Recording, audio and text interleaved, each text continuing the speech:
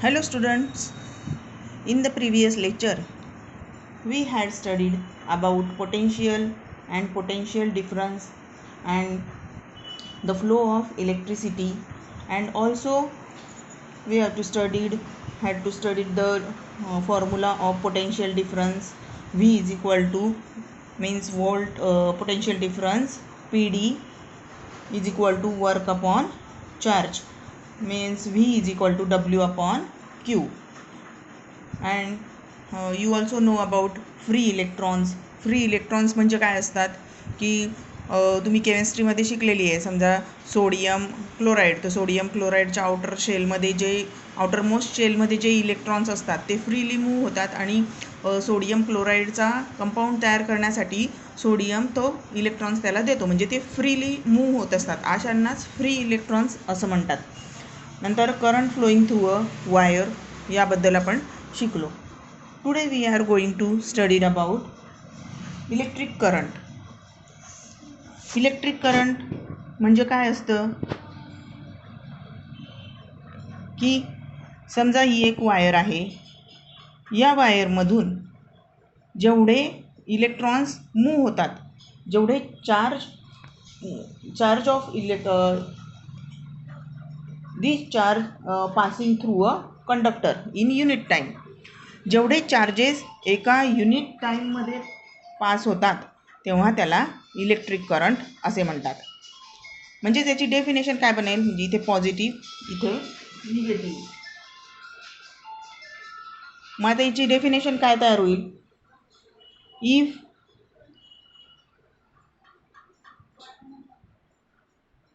Charge is flowing through a conductor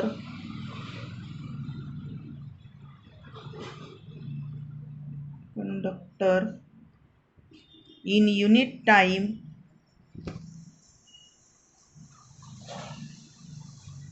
is called electric current. आता यावरून आपण त्याचं फॉर्म्युला तयार करू शकतो. पुस्तकात असं दिलेलं आहे की charge flowing through a cross section of a conductor. Cross section म्हणजे समजा ही वायर आहे, तर याचा क्रॉस सेक्शन म्हणजे काय, तर हा जो भाग असणार आहे त्याचा वायरचा हात, म्हणजे त्याची जवळजवळ विड्थच म्हटली जाते, तर हा जो भाग असतो याला क्रॉस सेक्शन असे म्हणतात. की charge is flowing through a cross section of a conductor in a unit time. मग आपल्याला काय दिलेलं आहे, चार्ज आपण कशाने डिनोट करतो, क्यूने. In a unit time, T हा कशाने डिनोट करतो, टीने. टाईम कशाने डिनोट करतो, टीने. आणि current is denoted as I. आता क्यूचं युनिट काय आहे, unit of Q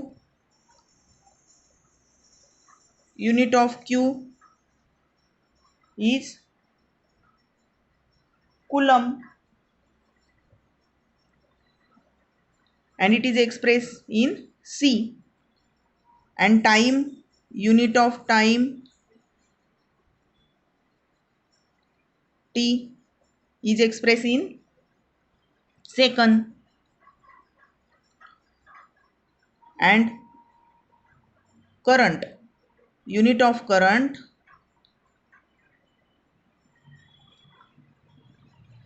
is ampere.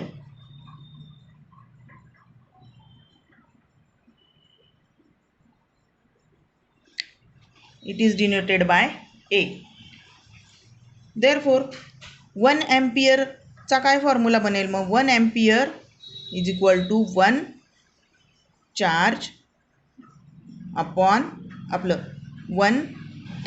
Means आता आपण याच्यामध्ये युनिट टाकू, म्हणजेच 1 ampere 1 कुलम अपॉन 1 सेकंद. यावरून 1 ampereचा फॉर्म्युला काय बनेल, 1 ampere. आता ह्या फॉर्म्युल्यावरून आपण त्याची डेफिनेशन तयार करू शकतो. 1 ampere means Wien 1 coulomb of charge is flowing in 1 second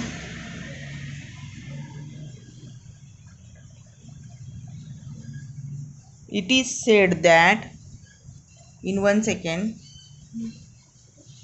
it is said that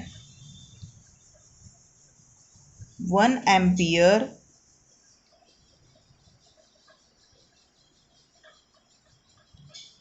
current is flow in a conductor. म्हणजे ज्यावेळी 1 कुलम एवढा चार्ज या वायरमधनं फ्लो होतो आहे एका सेकंदामध्ये, तेव्हा 1 ॲम्पियर करंट हा त्या वायरमध्ये आहे असं म्हटले जाते. आता मागच्याच लेक्चरमध्ये आपण शिकलो की इलेक्ट्रॉन्स जे आहे, इलेक्ट्रॉन्स हे low potential to high potential move होत असतात. मात्र करंट जो आहे तो high potential to low potential अशा पद्धतीने त्याची डायरेक्शन ऑफ करंट कोणती असते? Direction of current high potential to low potential म्हणजे पॉझिटिव्ह टू निगेटिव्ह असते. आणि इलेक्ट्रॉनचा फ्लो कसा असतो? Negative to positive. हे आपण मागे शिकलेले आहोत. आता ॲम्पियर हे जे तुमच्या पुस्तकात दिलेलं आहे पेज नंबर 33वर, हे तुमच्या सिलेबसमधनं स्किप केलेलं आहे. तरी माहितीसाठी मी तुम्हाला सांगते की ॲम्पियर नावाच्या जो सायंटिस्ट होता त्याने खूप सारे number of experiment he have to done.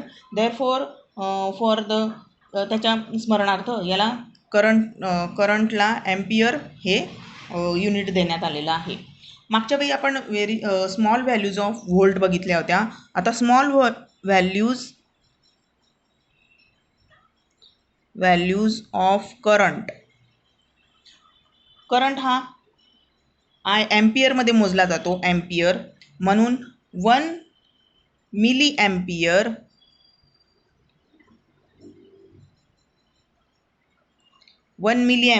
म्हणजे MA. 1 milli ampere is equal to 10⁻³ ampere. आपण मागच्या वेळी बघितलं होतं 1 milli volt is equal to 10⁻³ volt. म्हणजे जवळजवळ सारखंच आहे तुम्हाला लक्षात ठेवण्यासाठी. 1 milli ampere is equal to 10⁻³ ampere. त्याचप्रमाणे 1 मायक्रो ॲम्पियर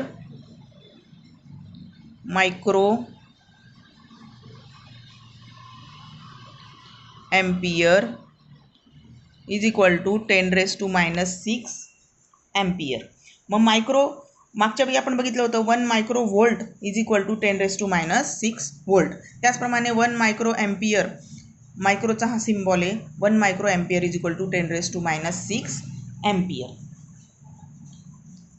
आता हा जो फॉर्म्युला आहे हा तुम्ही लक्षात ठेवायचा आहे की current is equal to charge upon time. हा फॉर्म्युला तुम्हाला काही न्यूमरिकल्स सॉल्व करायचे आहे. आता आपण बघणार आहोत resistance and ohms law.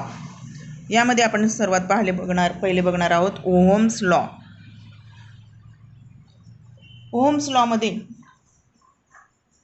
If the physical state of a conductor remains constant the current flowing through it is directly proportional to potential difference.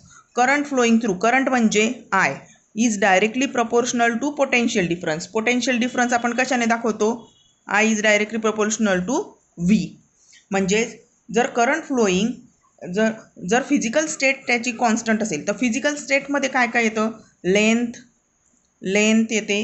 त्यानंतर एरिया ऑफ क्रॉस सेक्शन मी तुम्हाला आत्ता सांगितलं. एरिया ऑफ क्रॉस सेक्शन म्हणजे त्या वायरची जाडी, area of cross section.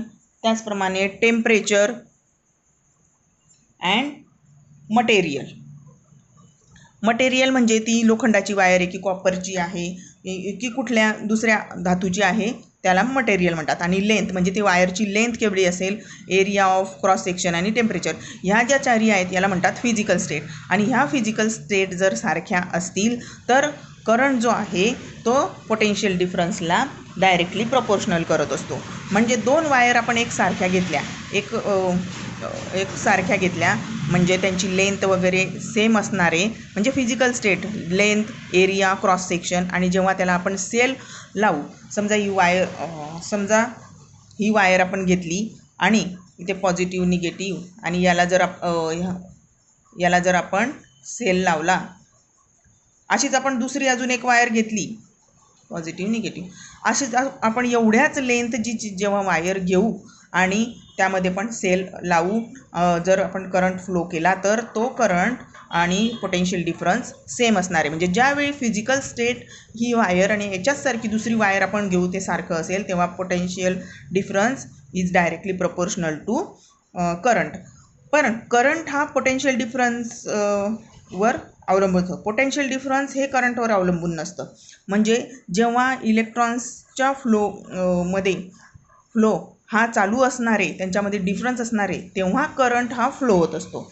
म्हणजे current हा पोटेन्शियल डिफरन्सवर अवलंबून असतो.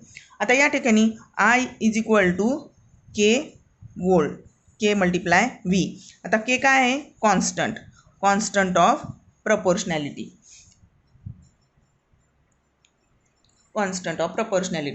सपोज आपण हा के इकडे आणला, इक्वल टूच्या विरुद्ध बाजूला आणला, अपोजिट साईडला, तर के हा इकडे डिवाइड होईल. म्हणजे 1/k होईल. 1/k is equal to V.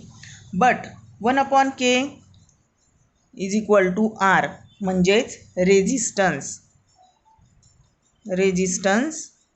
Of conductor. आहे. म्हणजे हे सूत्र कसं तयार होईल? I multiply R is equal to V. म्हणजेच R resistance is equal to V upon R, किंवा आपलं व्ही अपॉन आय. और अजून कशा प्रकारे होईल? V is equal to I multiply R. और अजून कशा प्रकारे होईल? अशा प्रकारे आपण वेगवेगळ्या याची व्हॅल्यू यावरून काढू शकतो. I इज इक्वल टू, जर करंटची व्हॅल्यू आपल्याला काढायची असेल तर व्ही अपॉन आर. असे तिन्ही फॉर्म्युले यावरनं तयार होतात. हे तिन्ही फॉर्म्युले तुम्ही लक्षात ठेवायचे आहे. या ठिकाणी रेजिस्टन्सचं SI युनिट आहे ओहम. ओहम नावाचा शास्त्रज्ञ होता, जॉर्ज सायमन ओहम. याने हा लॉ फाइंड आउट केला, म्हणून त्याच्या स्मरणार्थ त्याला ओहम, ह्या रेजिस्टन्सला ओहम हे युनिट देण्यात आलेलं आहे. SI unit of resistance ohm is the SI unit of resistance, and it is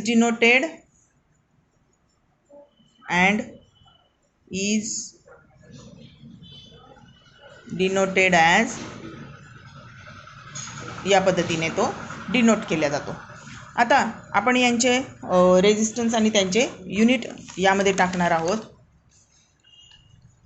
आपण फॉर्म्युला तयार केला, resistance is equal to V upon I. मग रेजिस्टन्सचं युनिट काय आहे? ओहम इज इक्वल टू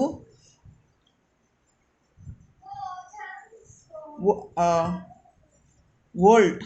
हे पोटेन्शियल डिफरन्सचंच युनिट आहे, म्हणून व्ही, आणि आय याचं युनिट आहे एम्पियर. अशा प्रकारे मग या ठिकाणी आपण वन ओहमचा फॉर्म्युला, आपण 1 ओहमचं डेफिनेशन आपण लिहू शकतो. 1 ohm, resistance of 1 ohm if 1 ampere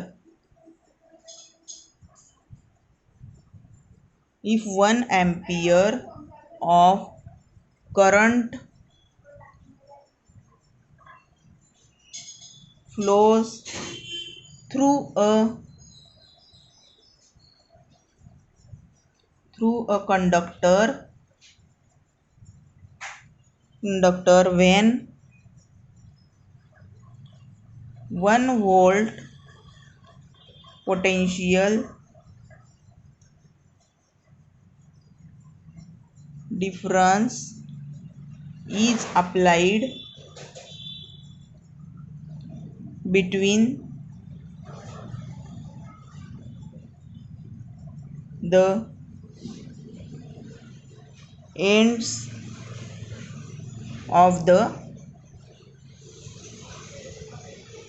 conductor.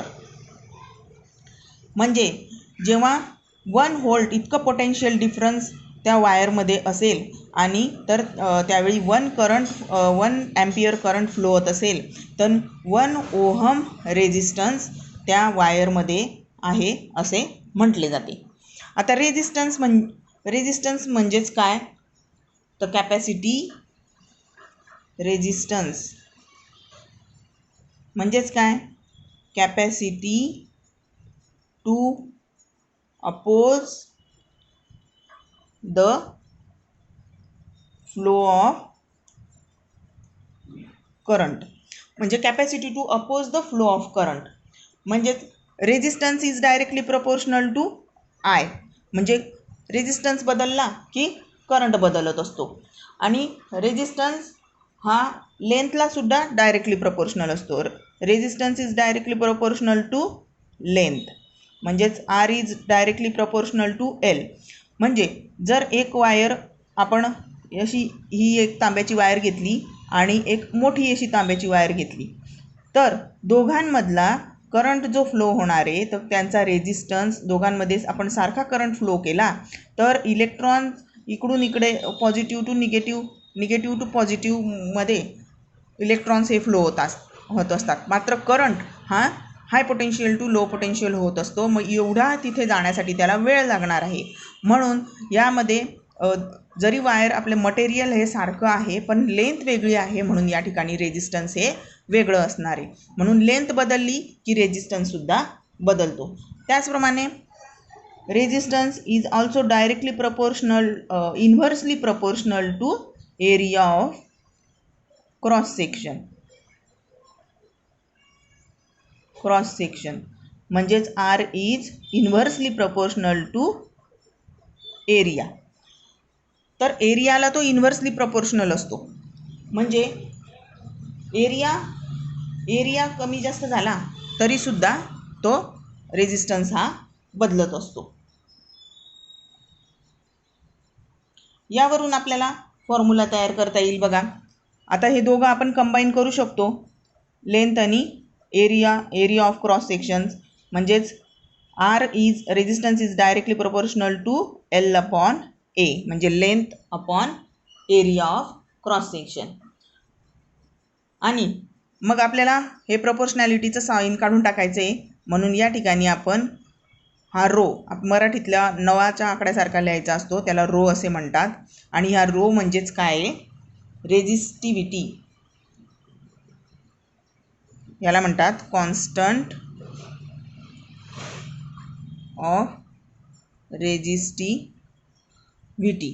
आणि त्याचा उच्चार रो असा करतात. Rho is constant of property and it's called resistivity of material. The unit of resistivity is, unit काय याचं, युनिट ऑफ रेझिस्टिव्हिटी